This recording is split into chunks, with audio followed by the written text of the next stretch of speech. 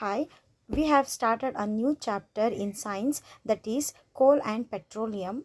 In the last session, we studied about the resources and what are the types of resources. Namely, there are two types of resources: exhaustible resources and inexhaustible resources.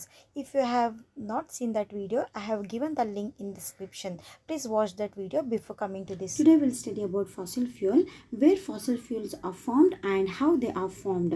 Before going to fossil fuel, we'll discuss some things. Fossil fuels ಅಂದರೆ ಏನು, ಇದು ಹೇಗೆ form ಆಗುತ್ತೆ, ಆಮೇಲೆ ಎಲ್ಲಿ form ಆಗುತ್ತೆ ಅಂತ ನೋಡೋಣ. ಅರ್ಥಲ್ಲಿ ಎಷ್ಟೊಂದು ಲಿವಿಂಗ್ ಆರ್ಗ್ಯಾನಿಸಮ್ಸ್ ಇದೆ. ಚಿಕ್ಕ ಹರ್ಬ್ಸಿಂದ ಹಿಡಿದು ದೊಡ್ಡ ದೊಡ್ಡ ಫೀಟ್ ಟ್ರೀಸ್ ತನಕ ಇದೆ. ಲಿವಿಂಗ್ ಆರ್ಗ್ಯಾನಿಸಮ್ಸ್ ಅದರಲ್ಲಿ ಹ್ಯೂಮನ್ ಬೀಯಿಂಗ್ಸ್ ನಾವು ಕೂಡ ಇದ್ದೀವಿ. ರೆಪ್ಟೈಲ್ಸ್ ಇದೆ, ಬರ್ಡ್ಸ್ ಇದೆ, ಆಂಫಿಬಿಯನ್ಸ್ ಇದೆ, ಇನ್ಸೆಕ್ಟ್ಸ್ ಇದೆ.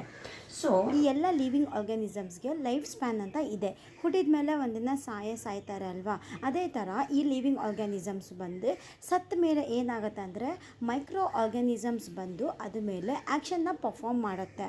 ಈ ಮೈಕ್ರೋ ಆರ್ಗ್ಯಾನಿಸಮ್ಸ್ ಹೇಗೆ ಅದ ಮೇಲೆ ಆ್ಯಕ್ಷನ್ ಪರ್ಫಾರ್ಮ್ ಮಾಡುತ್ತೆ ಅಂತ last chapter microorganisms friend and ಫಾಲ್ಲಿ ಕಲ್ತಿದ್ದೀರಾ ಅಲ್ವಾ. ಈ ಡೆಡ್ ಲಿವಿಂಗ್ ಆರ್ಗ್ಯಾನಿಸಮ್ಸ್ ಹತ್ರ ಕಾಂಪ್ಲೆಕ್ಸ್ ಆರ್ಗ್ಯಾನಿಕ್ ಸಬ್ಸ್ಟೆನ್ಸ್ ಅಂತ ಇರುತ್ತೆ. ಈ ಮೈಕ್ರೋ ಆರ್ಗ್ಯಾನಿಸಮ್ಸ್ ಬಂದು ಆದಮೇಲೆ ಆ್ಯಕ್ಷನ್ ಪರ್ಫಾರ್ಮ್ ಮಾಡುವಾಗ ಏನಾಯ್ತು ಅಂದರೆ ಈ ಕಾಂಪ್ಲೆಕ್ಸ್ ಆರ್ಗ್ಯಾನಿಕ್ ಮ್ಯಾಟರ್ ಬಂದು ಸಿಂಪ್ಲರ್ ಸಬ್ಸ್ಟೆನ್ಸಲ್ಲಿ ಕನ್ವರ್ಟ್ ಆಗುತ್ತೆ. ಕನ್ವರ್ಟ್ ಆದಮೇಲೆ ಅದು ಬಂದು ಸಾಯಿಲಲ್ಲಿ ಮಿಕ್ಸ್ ಆಗುತ್ತೆ. ಸೊ ಈ ಡಿಕಂಪೋಸಿಂಗ್ ಮೈಕ್ರೋ ಆರ್ಗ್ಯಾನಿಸಮ್ಸ್ ಬಂದು ನಮ್ಮ ಎನ್ವಿರಾನ್ಮೆಂಟ್ನ ಕ್ಲೀನ್ ಮಾಡುತ್ತೆ. ಅಕಸ್ಮಾತ್ ಈ ಡಿಕಂಪೋಸಿಂಗ್ ಮೈಕ್ರೋ ಆರ್ಗ್ಯಾನಿಸಮ್ಸ್ ಇಲ್ಲ ಅಂದರೆ ನಮ್ಮ ಎನ್ವಿರಾನ್ಮೆಂಟಲ್ಲಿ ಎಲ್ಲಿ ನೋಡಿದ್ರೆ ಡೆಡ್ ಬಾಡಿ ಅದೇ ಇರುತ್ತೆ. ನೀರ್ ಮೇಲೆ, ಸಾಯಿಲ್ ಮೇಲೆ ಎಲ್ಲಿ ನೋಡಿದ್ರು ಡೆಡ್ ಬಾಡೀಸೇ ನಮಗೆ ಕಾಣಿಸುತ್ತೆ, ಡಿಕಂಪೋಸಿಂಗ್ ಮೈಕ್ರೋ ಆರ್ಗ್ಯಾನಿಸಮ್ಸ್ ಇಲ್ಲ ಅಂದರೆ. The natural fuel which are found by the remains of the dead organisms which are buried under the earth long ago are called fossil fuel. ತುಂಬ ವರ್ಷದ ಹಿಂದೆ ಲೈಕ್ 150 ಮಿಲಿಯನ್ ಇಯರ್ಸ್ ಎಗೋ ಮುಂಚೆ dinosaur exist ಮಾಡ್ತಾ ಇತ್ತು. ಇವಾಗ dinosaur exist ಮಾಡ್ತಾ ಇದ್ದಿದ್ದು ಇನ್ನೂ ಹಿಂದೆ ಕಾಲ ಅಂದರೆ 350 ಮಿಲಿಯನ್ ಇಯರ್ಸ್ ಎಗೋ ಬಗ್ಗೆ ಮಾತಾಡ್ತಾ ಇದ್ದೀನಿ. ಆ ಪೀರಿಯಡ್ಗೆ ನಾವು ಕಾರ್ಬೋನಿಫೆರಸ್ ಪೀರಿಯಡ್ ಅಂತ ಕರಿತೀವಿ. ಲಿವಿಂಗ್ ಆರ್ಗ್ಯಾನಿಸಮ್ಸ್ ಬಾಳ್ತಾ ಇತ್ತು.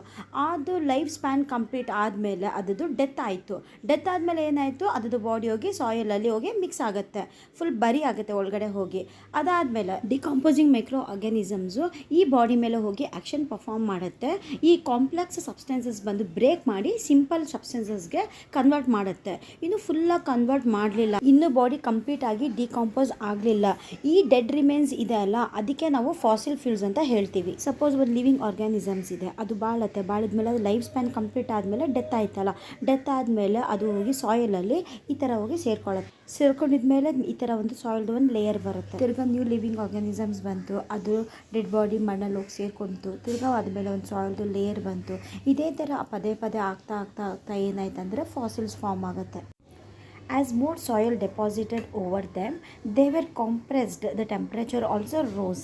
They sank deeper and deeper, and high pressure and high temperature, dead plants got slowly converted into coal. Soil ತುಂಬ ಜಾಸ್ತಿ ಡೆಪಾಸಿಟ್ ಆದಮೇಲೆ ಏನಾಗುತ್ತೆ ಅಂದರೆ ಕೆಳಗಡೆ ಇರೋ ಲೇಯರ್ ಬಂದು ಕಾಂಪ್ರೆಸ್ ಆಗುತ್ತೆ. ಕಾಂಪ್ರೆಸ್ಡ್ ಆದಮೇಲೆ ಏನಾಗುತ್ತೆ ಅಂದರೆ ಟೆಂಪ್ರೇಚರ್ ಕೂಡ ಜಾಸ್ತಿ ಆಗುತ್ತೆ. ಇವಾಗ ಲೇಯರ್ ಒಂದು ಕೆಳಗಡೆ ಹೋಗ್ತಾ ಅರ್ತ್ ಕ್ರಸ್ಟ್ ತನಕ ಹೋಗುತ್ತೆ ಅಲ್ವಾ. ಅರ್ತ್ ಕ್ರಸ್ಟಲ್ಲಿ ಟೆಂಪ್ರೇಚರ್ ತುಂಬ ಜಾಸ್ತಿ ಇರುತ್ತೆ, ಅಲ್ಲಿ ಪ್ರೆಷರ್ ಕೂಡ ಜಾಸ್ತಿ ಆಯಿತು, ಟೆಂಪ್ರೇಚರ್ ಕೂಡ ಜಾಸ್ತಿ ಆಯಿತು. ಆವಾಗ ಏನಾಯ್ತು ಅಂದರೆ ಸಾಯಿಲ್ ಲೇಯರ್ಸ್ ಬಂದು ಅಟ್ಮಾಸ್ಫಿಯರ್ ಅಲ್ಲಿರೋ ಏರ್ನ ಕೆಳಗಡೆ ತನಕ ಹೋಗೋಕ್ಕೆ ಬಿಡಲ್ಲ. ಫುಲ್ ಒಂದು ಮೇಲೆ ಒಂದು ಲೇಯರ್ಸ್ ಬರ್ತಾ ಇದ್ದರೆ ಎಲ್ಲಿ ಜಾಗದೇ ಇರಲ್ಲ. ಈ ಆಕ್ಸಿಜನ್ನು ಕೆಳಗಡೆ ಡೆಡ್ ಲಿವಿಂಗ್ ಆರ್ಗ್ಯಾನಿಸಮ್ಸ್ ಇತ್ತಲ್ಲ, ಅಲ್ಲಿ ತನಕ ಇದು ಆಕ್ಸಿಜನ್ ಹೋಗಿ ಸೇರಲ್ಲ. ಆಕ್ಸಿಜನ್ ಹೋಗಿ ಸೇರಿಲ್ಲ ಅಂದರೆ ಏನಾಗುತ್ತೆ, ಡಿಕಾಂಪೋಸಿಷನ್ ಪ್ರೊಸೆಸ್ಸು ಅಲ್ಲೇ ನಿಂತೋಗ್ಬಿಡುತ್ತೆ. ಡಿಕಾಂಪೋಸಿಷನ್ ಕಂಪ್ಲೀಟಾಗಿ ಆಗಲ್ಲ. ಮೈಕ್ರೋ ಆರ್ಗ್ಯಾನಿಸಮ್ಸ್ಗೆ ಇದು ಆಕ್ಸಿಜನ್ನು ತುಂಬ ಇಂಪಾರ್ಟೆಂಟ್ ಆಗುತ್ತೆ ಡಿಕಾಂಪೋಸಿಷನ್ ಮಾಡೋಕ್ಕೆ. So the dead remains of the living organisms which are compressed and preserved under the earth is called as the fossils.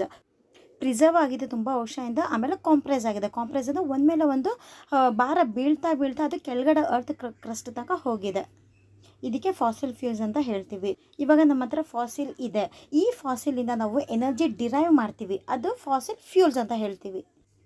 ಹೇಗೆ ನಾವು ಈ ಫಾಸಿಲ್ಸಿಂದ ಎನರ್ಜಿ ಡಿರೈವ್ ಮಾಡ್ತೀವಿ ಅಂದರೆ, ಲಿವಿಂಗ್ ಆರ್ಗ್ಯಾನಿಸಮ್ಸ್ ಹತ್ರ ಕಾಂಪ್ಲೆಕ್ಸ್ ಆರ್ಗ್ಯಾನಿಕ್ ಮ್ಯಾಟರ್ ಇರುತ್ತೆ. ಈ ಕಾಂಪ್ಲೆಕ್ಸ್ ಆರ್ಗ್ಯಾನಿಕ್ ಮ್ಯಾಟರ್ ಅಂದರೆ ಏನೂ ಅಲ್ಲ, ಕಂಪೌಂಡ್ಸ್, ಕಾರ್ಬನ್ನು ಆಮೇಲೆ ಹೈಡ್ರೋಜನ್ದು ಕಂಪೌಂಡ್ಸ್ ಅದು. ಸೊ ಈ ಫಾಸಿಲ್ಸ್ ಇದೆಲ್ಲ ವಿಚ್ ಆರ್ ಪ್ರಿಸರ್ವ್ಡ್ ಆ್ಯಂಡ್ ಕಾಂಪ್ರೆಸ್ಡು, ಇದು ಬರ್ನ್ ಮಾಡಿದರೆ ಅದರಲ್ಲಿರೋ ಆ ಮಾಲಿಕ್ಯೂಲ್ ಕಾರ್ಬನ್ ಆಮೇಲೆ ಹೈಡ್ರೋಜನ್ ಇದು ಬರ್ನ್ ಮಾಡಿದ್ಮೇಲೆ ನಮಗೆ ಏನಾಗುತ್ತೆ ಅಂದರೆ ಅಲ್ಲಿಂದ ನಮಗೆ ಎನರ್ಜಿ ಸಿಗುತ್ತೆ. ಹೋಪ್ ನಿಮಗೆ ಇಷ್ಟು ಅರ್ಥ ಆಗಿದೆ ಅಂತ ಅಂದ್ಕೊಳ್ತೀನಿ. ಇದ್ರ ಮೇಲೆ ನೆಕ್ಸ್ಟ್ ಅದು ಎನರ್ಜಿ ಹೇಗೆ ಸಿಗುತ್ತೆ ಅದ್ರ ಬಗ್ಗೆ ನಾವು ನೆಕ್ಸ್ಟ್ ಸೆಕ್ಷನಲ್ಲಿ ಓದೋಣ.